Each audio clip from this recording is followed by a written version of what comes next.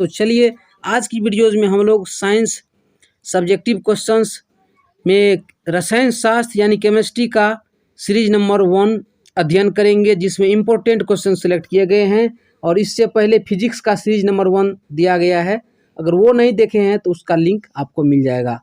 Channel पर नए हैं तो चैनल को सब्सक्राइब कर लें। चैनल का नाम है JP गोल्डन स्टडी। चलिए दोस्तों क्वेश्चन लेते हैं। 10 नंबर तक क्वेश्चन को हल कर चुके थे जो फिजिक्स पार्ट से थी, फिजिक्स सीरीज से।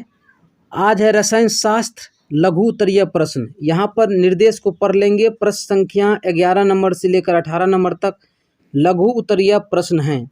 इनमें से किन्हीं 4 प्रश्नों के उत्तर दें। प्रत्येक प्रश्न के लिए 2 अंक निर्धारित हैं, यानी कि 4 दूनी 8। ठीक है, बनाना आपको 4 ही है, लेकिन जानकारी की व्यू से जितने क्वेश्चन है सभी क्वेश्चन हम बता रहे हैं, लेकिन आपको एग्जाम में 4 ही क्वेश्चन बनाना है।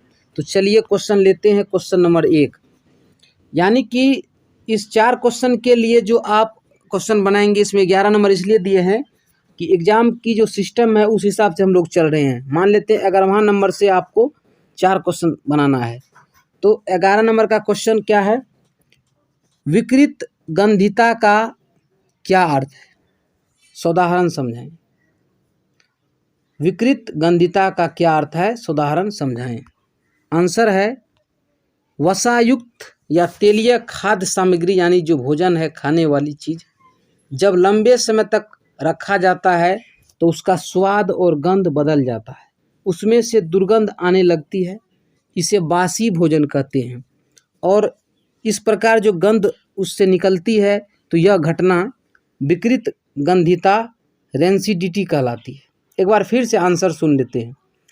वसायुक्त या तेलीय खाद्य सामग्री जब लंबे समय तक रखा रह जाता है तो उसका स्वाद और गंध बदल जाता है, उसमें से दुर्गंध आने लगती है, और यह घटना यानी यह जो क्रिया है यह विकृत गंधिता कहलाती है। उदाहरण देखिए, तेल या वसा में, तेल या घी में, इस तरह से भी बोल सकते हैं, तले हुए खाद्य पदार्थ जैसे नमकीन है, चिप्स है, तो ये सब क्या होता है, बासी होने के बाद गंध देने लगता है, यानी उससे दुर्गंध आने लगती है। तो इस प्रकार की क्रिया को रेंसिडिटी कहा जाता है। प्रश्न नंबर 12 है, यानी दूसरा प्रश्न हम लोग हल करेंगे। 4 प्रश्नों के लिए 12वां प्रश्न को हम दूसरा मानते हैं। आयोडीन युक्त नमक के उपयोग की सलाह क्यों दी जाती है डॉक्टर द्वारा? आंसर, आयोडीन हमारे बॉडी के लिए आवश्यक तत्व है। इसकी कमी से थायराइड से संबंधित रोग होते हैं। आयोडीन की कमी से आमतौर पर घेंघा रोग होता है। क्या है आंसर? आयोडीन हमारे शरीर के लिए आवश्यक तत्व है। इसकी कमी से थायराइड से संबंधित रोग होते हैं। आयोडीन की कमी से आमतौर पर घेंघा रोग होता है। यहाँ से ऑब्जेक्टिव बनता है कि घेंघा रोग किसके कमी से होता है, तो आयोडीन की कमी से। अब आगे बढ़ते हैं दोस्तों। तीसरा प्रश्न, यानी कि 13 नंबर सीरियली में, लेकिन एग्जाम की दृष्टिकोण से तीसरा क्वेश्चन देखते हैं। धोबिया सोडा का अनुसूत्र लिखें, या जिसको हम लोग धोबन सोडा बोलते हैं। तो इसके 2 उपयोग बताएं। आंसर है धोबिया सोडा का अनुसूत्र Na2CO3, यानी सोडियम कार्बोनेट बोलते हैं, into 10H2O। Na2CO3 into 10H2O धोबिया सोडा का अनुसूत्र है। इसका उपयोग, इसका 2 उपयोग देखिए। इसका उपयोग में पहला है कपड़ा धोने में, धोबी लोग प्रयोग करते हैं। इसका उपयोग कपड़ा धोने में धोबिया सोडा का, कांच, कागज, साबुन आदि उत्पादन में, इन सभी में धोबिया सोडा का यूज होता है। अगला क्वेश्चन देखते हैं। अगला प्रश्न है यहाँ पर 14वां नंबर। इससे पहले जो हल किए थे 11 नंबर को, 11, 12, 13, 14, यानी 14 तक अगर आप बना लेते हैं सीरियल तो आप 4 प्रश्न के उत्तर दे देते हैं। लेकिन जानकारी की व्यू से हम चल रहे हैं, इसलिए सीरियल 14 नंबर में 2 भौतिक गुणों के आधार पर धातु एवं अधातु में अंतर स्पष्ट करें। आंसर है 1 नंबर में, धातुओं में एक विशेष प्रकार की चमक होती है, लेकिन अधातुओं में ऐसी कोई चमक नहीं होती। अपवाद आयोडीन एवं ग्रेफाइट, अधातु है, इसमें एक विशेष प्रकार की चमक होती है। दूसरा पॉइंट है धातुएं। धातुएं आघात वर्धनीय यानी चोट मारते हैं तो आवाज़ करती है, तथा तन होती है यानी उसे ताना जा सकता है। लेकिन अधातुएं आघात वर्धनीय तथा तन नहीं होती हैं। अपवाद में प्लास्टिक तन होती हैं, गंधक तन होती हैं। तो ये अपवाद में है, ये अधातु है, ठीक है। लेकिन बाकी जो भी अधातुएं हैं वे तन और आघात वर्धनीय नहीं होती हैं। प्रश्न नंबर 15, 14 तक बना देंगे तो आपका क्राइटेरिया पूर्ण हो जाएगा। 14 तक बना देंगे तो आपसे जितना कहा जा रहा है उतना तो पूरा हो जाएगा। अब अगला प्रश्न यहाँ पर देखेंगे हम लोग 15 नंबर, प्लास्टर ऑफ पेरिस, जिसको हम लोग पीओपी भी बोलते हैं, ठीक है। पीओपी को आर्द्रता से दूर रखना क्यों आवश्यक है? नमी से दूर रखना क्यों आवश्यक है? इसकी व्याख्या करें।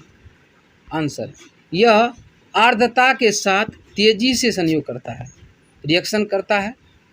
पीओपी 10 से 15 मिनट में करे ठोस में बदल जाता है। ये तुरंत यानी कि 10 से 15 मिनट के अंदर वो ठोस हो जाता है।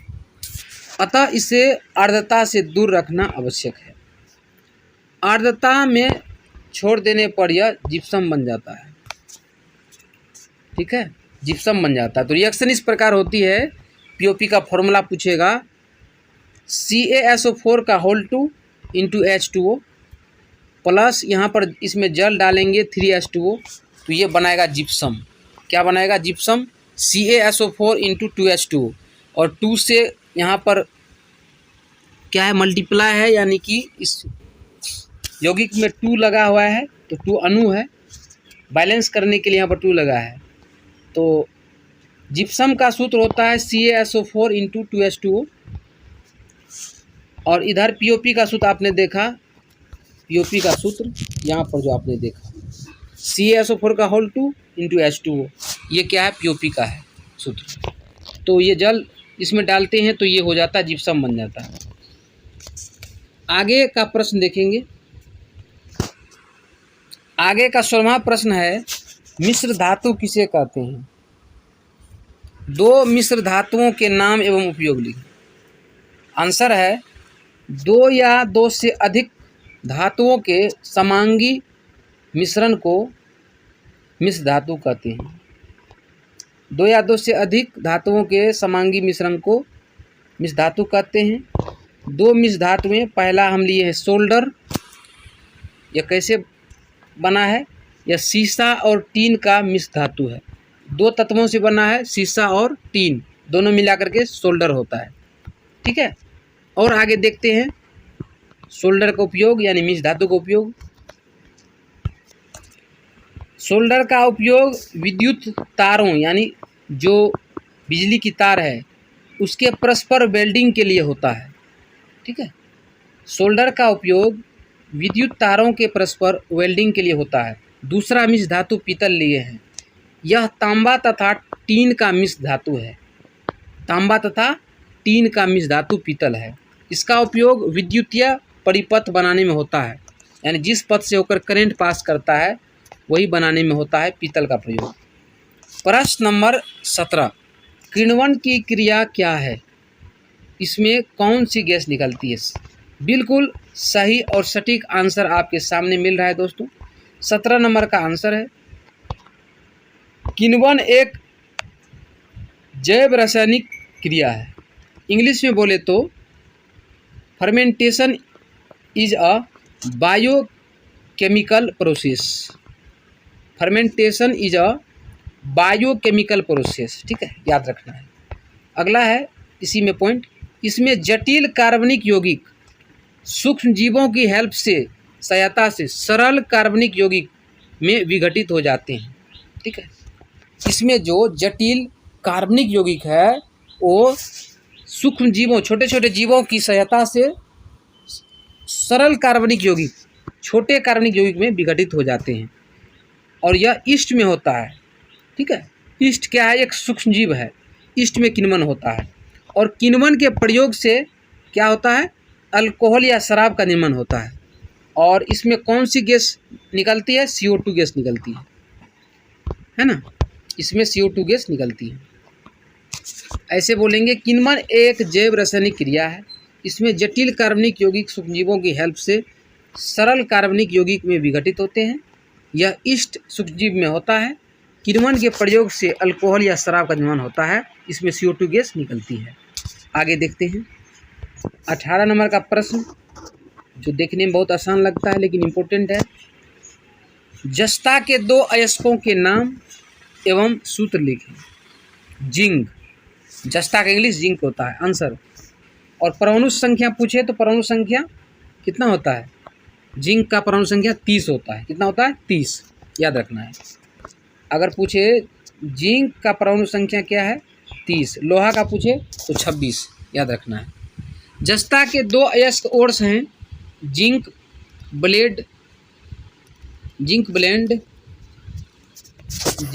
होता है, जिंक ब्लेंड ZnS, और दो है केलामाइन ZnCO3। केलामाइन का सूत्र ZnCO3, जिंक ब्लेंड का ZnS। ये सब जस्ता के अयस्क हैं। द्वितीय में 2 प्रश्न रहते हैं जिनमें से एक आपको बनाना पड़ता है। ठीक है, और एक आपको 5 अंक का होता है, तो कोई एक बनाना पड़ेगा। जो 19 और 20 नंबर में द्वितीय है। जैसे कि 19 नंबर का क्वेश्चन रहेगा कि गर्म जल का टैंक बनाने में तांबा का उपयोग होता है परंतु स्टील का नहीं, इस्पात का नहीं। कारण बताइए, क्या कारण है गर्म जल का टैंक बनाने में? आंसर, गर्म जल हॉट वाटर तांबे के साथ कोई प्रतिक्रिया नहीं करता है, लेकिन इस्पात के साथ प्रतिक्रिया रिएक्शन करता है।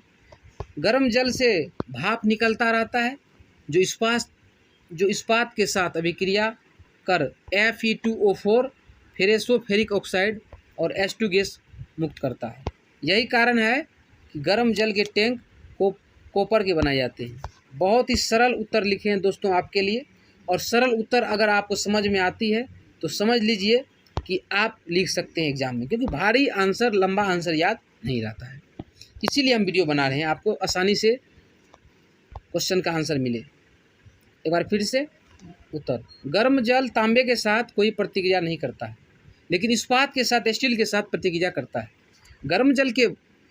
गर्म जल से भाप निकलता रहता है जो इस्पात के साथ विक्रिया कर Fe2O4 ऑक्साइड, फेरेसोफेरिक ऑक्साइड और H2 गैस मुक्त करता है। यही कारण है कि गर्म जल के टैंक कॉपर के बनाए जाते हैं। इसको आप आसानी से याद रख सकते हैं, ये आसानी से हम बता रहे हैं। अगला प्रश्न जो रहेगा आपको 20वां नंबर में, अगर वनों की कटाई का वन्य जीवों, वाइल्ड लाइफ पर क्या इफेक्ट, प्रभाव पड़ता है?